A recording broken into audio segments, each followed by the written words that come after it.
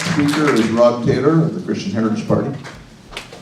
Good evening, ladies and gentlemen. Thank you to CART, the Real Estate Board, and Chamber for hosting this event tonight. I'm Rod Taylor, National Leader of the Christian Heritage Party of Canada. We are a party fully committed to the defense of innocent human life from conception until natural death. We believe in traditional marriage, and we are committed to strengthening the natural family, which is the building block of a strong society. We believe parents have the responsibility for raising their children according to their own beliefs. We will work with parents and defend children from graphic and inappropriate sexual content in the public schools. We believe in and will defend freedom of speech for all Canadians. The assaults on free speech in our universities and the censorship of religious points of view threaten our democracy. Some politicians would like to draw a line between the so-called moral issues and the economic issues. That line is an illusion. No nation can maintain national prosperity while ignoring the cries of the helpless and the vulnerable. All issues are moral issues. How governments spend your money is a moral issue. The racking up of government debt is a moral issue. Deficits and accumulating debt have been incurred by both the spendthrift liberals and the conservatives who like to talk about balanced budgets. During their 9.5 years in office, the Conservatives added more than $150 billion to the national debt. Today it stands at $646 billion and rising fast. Our government spends approximately $71 million every single day just on the interest. It's time for courage in Ottawa. As your MP, I will work to represent the citizens of South Surrey, White Rock. I will work to restore respect for innocent human life, for the rights of parents, for conscience rights for doctors, for freedom of speech and mandatory balanced budgets. You deserve no less. Thank you.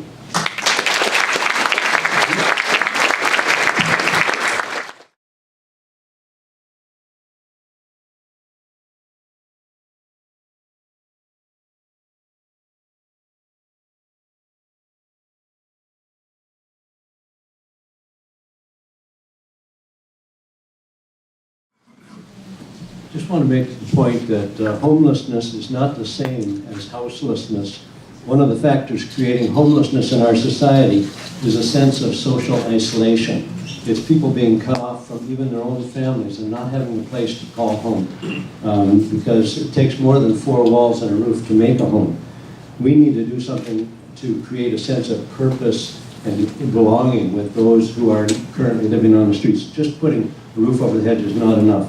And when government gets involved in a building program, you know that the cost factor is going to go way beyond any anticipated level, and it's going to be something we can't afford. But affordable housing is a problem, even for those with jobs in the Lower Mainland here. And one of the ways that we would reduce the rising demand on housing is to ensure that Canadian houses and farmlands can only be purchased by Canadian residents. Thank you.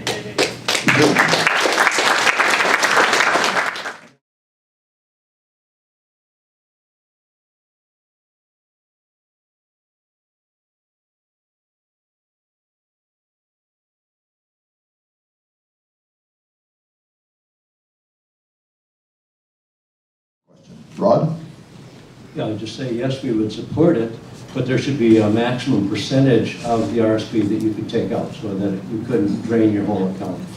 We should make sure that people don't drain their own savings, but yes, I would support the idea in principle.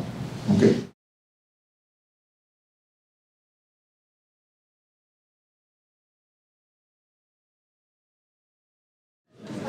Thank you for that question. We have taken the position that C-45, the legalization of marijuana, is a terrible idea for this government. The Prime Minister and his cabinet and trained SEALs should be thinking about what happened in Colorado when marijuana was legalized. Traffic accidents went up, traffic fatalities went up, mental illness increased, all kinds of things that somehow this Prime Minister thinks that you can allow children as young as 12 to possess marijuana, and then he says it's going to reduce marijuana use. It's ridiculous.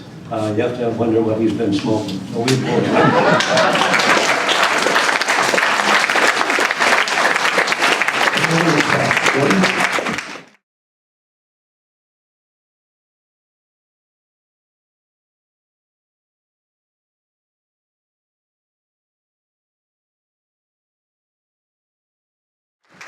I've seen the downside of human nature in the closing down of businesses. I was an employee of REPAP, which is a lumber company, it's a lumber and paper company gone defunct.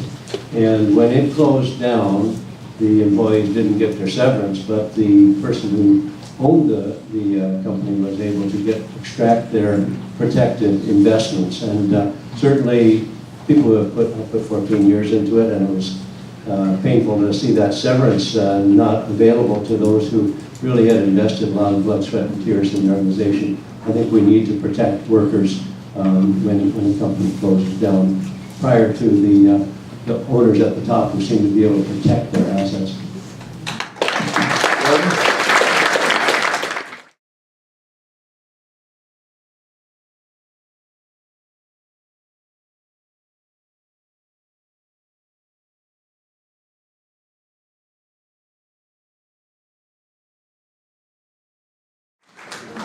Yes, without having read exactly the amendments, we support the principle, and we do need to protect the assets and pensions of Canadians. The Christian Heritage Party has a policy that's more related to CPP, and I'm not sure if we'll be getting into that, but we propose a personal income security account that the employer and the employee would pay into, but it would be vested in the employee's account. They would have access to a portion of that funds throughout their career. If they had periods of unemployment, periods of health issues, they could only access a small amount of it, so the account would never be made useless. It would still be a valuable account, but employees would have some control over their own company pension and their own personal income security account. Thank you.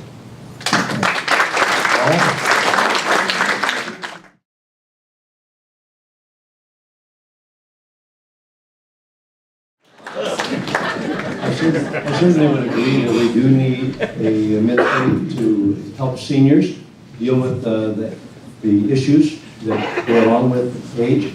And they are the people who built and paid for all the things that we have here in this country today. And they deserve our help in the last part of their lives, right? When their life is changing.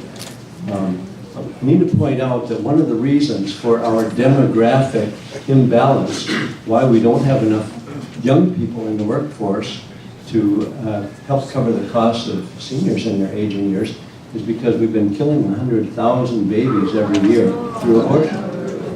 That's the reality. So there's about 3.5 million people that are not, that would be Canadian citizens in the workforce today, and they would be helping to cover this demographic imbalance.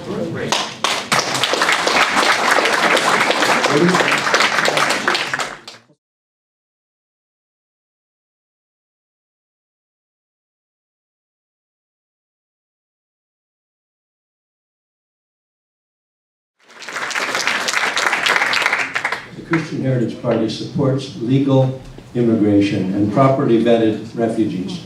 We have a responsibility in the world to reach out to those that are hurting. Canada cannot take in every refugee in the world. The problems around the world are just too huge. But we should be bringing people into this country who we can help and who want to help Canada, want to help Canada be a stronger nation. The settlement of Omar Khadr's situation and those types of things, and leaving our border just wide open, is not a responsible reaction to the things that are going on in the world. And we have a responsibility to protect our border. The first responsibility of any government is to protect its citizens. And that goes beyond anything else that we have as a responsibility in the world. We need to make sure that we secure our borders, protect our citizens, and then reach out and help those that we can around the world.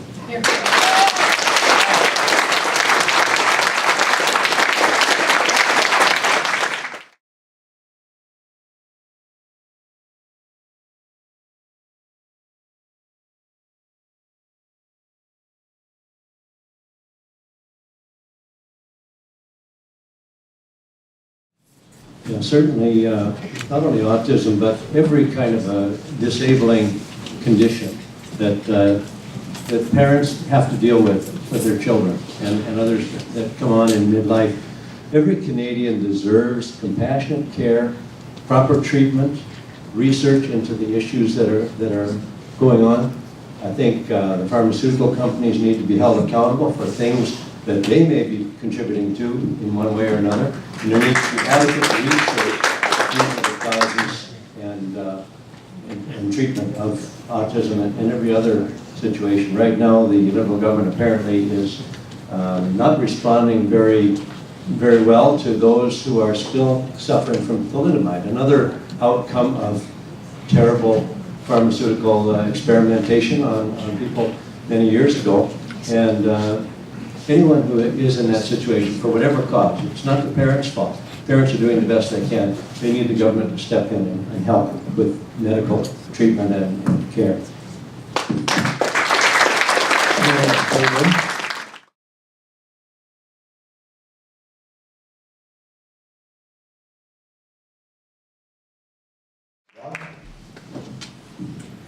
The CHP proposes a fair tax to replace the national income tax.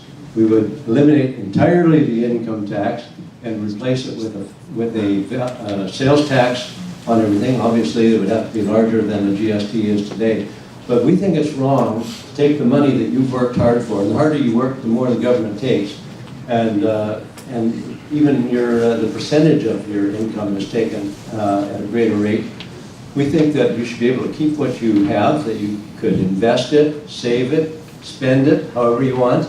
But when you spend it, if you decide to buy a luxury automobile, you'd be paying more tax than you would if you bought an economic loss, economy loss. So this is our basic thought. The government has to retain its income one way or another. But of course, the biggest thing is the spending. The spending has to stop. The overspending has to stop.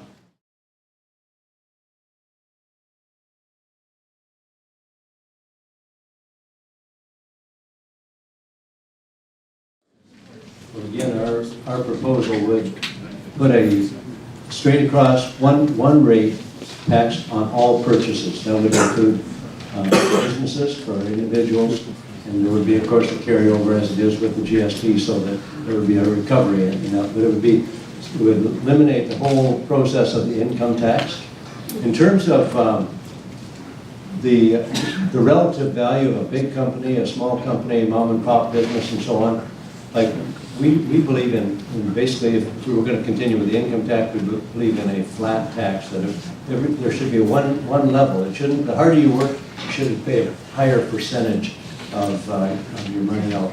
And you know, there's a tendency to think about successful business people as villain in some way. We need successful business people to provide jobs for the rest of us Canadians that don't own a business. So we need to put policies in place that encourage strong businesses. Of course, we don't want billions of dollars going offshore and that kind of thing. So we do oppose corporate welfare in that way. Anyone else wish to respond to that question?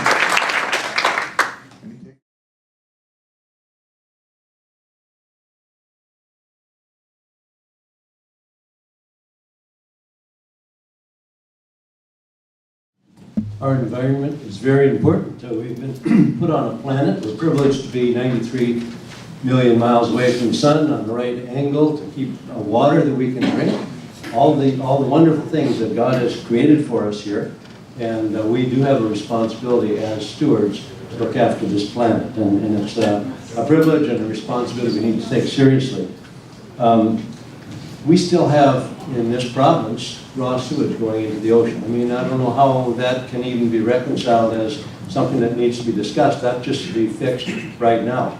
And many people don't know the federal government has been in talks, and this goes back to Harper's day, with Harvard, he's now at Harvard, he was at Calgary, David Keith, a professor who is proposing injecting aluminum particles into the atmosphere to reflect sunlight to reduce the amount of sunlight reaching the Earth. We think this is a horrendous thought that we would intrude something like that on our skies. Well, thank you for hearing us out tonight. It's been a privilege to be here with you all. And by the way, we, as the Christian Heritage Party, we oppose carbon taxes and we support free votes in Parliament. But in 1 week, you folks will be going to the polls to choose a candidate to represent you in Ottawa. Some people will vote on pocketbook issues. Some will vote on looks. Some people, that wouldn't help me. But some will vote based on party loyalty for the one they think has the best chance of winning. But I hope that you in this room will vote based on principles, respect for human life, support for family values, and for an honest government that will tighten its belt and cut unnecessary spending. Unlike a general election, this by-election will not change the party in power. No matter whom you send to Ottawa next week, we'll still be stuck with a Liberal government until 2019. But this by-election gives you, the citizens of South Surrey White Rock, the opportunity to send a message to Ottawa and a message to your fellow Canadians. If you're not satisfied with the status quo, if you want a government that listens to you, that defends your right to be heard, a government that values life and family, freedom, justice, balanced budgets, why not send as your MP the leader of a political party who also values those things and who has your interests and interests of your children at heart? Under the Liberals, we've had a massive increase in the national debt. 2,000 Canadians have died in the first year of the Liberals' assisted suicide legislation. Taxpayer funding of abortion has increased along with restrictions on peaceful protest. Mind-altering marijuana is about to become available to 12-year-olds. The Liberals may think that marijuana will make people forget all the crazy stuff they've done. But I know there are many Canadians like me who still remember when a man's word was his bond, when human life had value, and truth was its own reward. We will not forget. We will work for change and restoration of justice. On December 11th, I'm asking for your vote. I'm ready to work hard for you and your family to bring values of honesty, integrity, and justice back to Parliament. Thank you. Thank you.